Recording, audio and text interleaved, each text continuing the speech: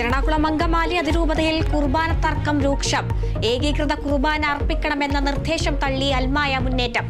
Major arch ബിഷപ്പിന്റെ ഉത്തരവ് ചവറ്റുകുട്ടയിലിട്ട് പ്രതിഷേധം.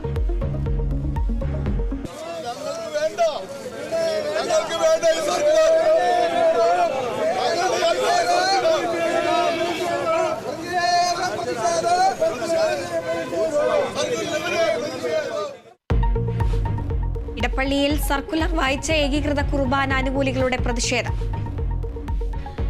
ഇടുക്കി പൈനാവിൽ വീടുകൾക്ക് തീയിട്ട കേസിൽ പ്രതി പിടിയിൽ. നിറപ്പേൽ സ്വദേശി സന്തോഷ് പിടിയിലായത് ബോഡിമെട്ടിൽ നിന്ന്.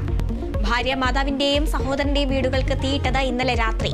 സന്തോഷ് ഭാര്യ മാതാവിനെയും പേരക്കുട്ടിയെയും തീവെച്ച് കൊല്ലാൻ ശ്രമിച്ചെന്നും കേസ് പ്രതി.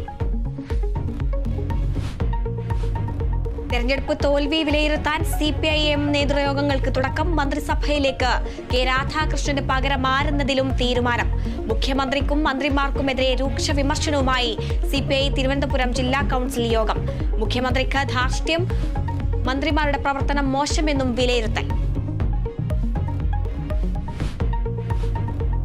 തൃശൂരും പാലക്കാടും തുടർച്ചയായ രണ്ടാം ദിവസവും നേരിയ ഭൂചലനം. കുന്നംകുളം, വടക്കാഞ്ചേരി, തൃത്താല മേഖലകളിൽ പ്രകമ്പനം. ഭൂചലനം പുലർച്ചെ 4 മണിയോടെ. ഹജ്ജ് കർമ്മത്തിന്റെ 3ാം ദിനത്തിൽ തീർത്ഥാടകർ മിനായിൽ. ജംറയ്ക്ക് നേരെയുള്ള കല്ലേറ് കർമ്മം നിർവഹിച്ച വിശ്വാസികൾ. ഒമാൻ ഒഴികെയുള്ള ഗൾഫ് രാജ്യങ്ങളിൽ ബലിപെരുന്നാൾ ആഘോഷിക്കുന്നു. കേരളത്തിൽ പെരുന്നാൾ നാളെ. യൂറോ കപ്പിൽ കരുത്തന്മാരുടെ പോരാട്ടത്തിൽ ക്രൊയേഷ്യയെ തകർത്ത സ്പെയിൻ. നിലവിലെ ചാമ്പ്യന്മാരായ ഇറ്റലിക്ക് വിജയ തുടക്കം. ഇംഗ്ലണ്ടും നെതർലൻഡ്സും ഇന്നിറങ്ങും.